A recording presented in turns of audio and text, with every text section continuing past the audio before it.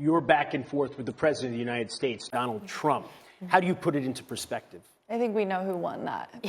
Yeah. I held up my end of the bargain. The United States women's national team celebrated in style as they won their 4th World Cup.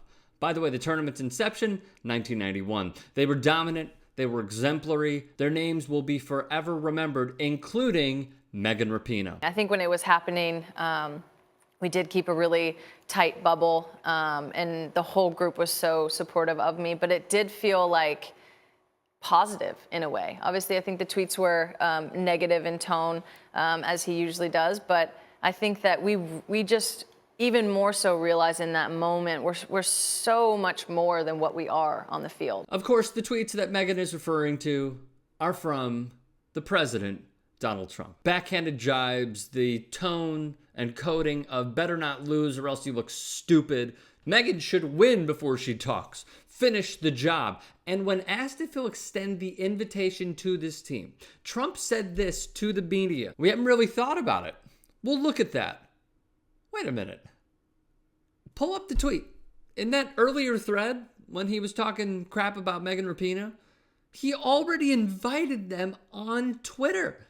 He already did it. A deranged president will always stay deranged. The whole group was so supportive of me. This is true. A legend on the back line, Ali Krieger, told CNN. I refuse to respect a man that warrants no respect. I feel like staying silent, at times can side with the oppressor. And I didn't want her to feel that she was, kind of having to process this all alone, because a lot of us do have those similar feelings. And even tweeting her disgust at none other than the groping president.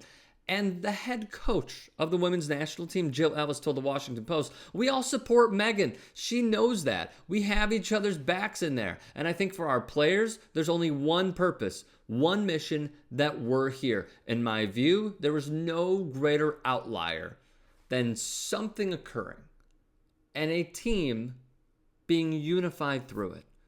And that is exactly what happened with this team and Donald Trump.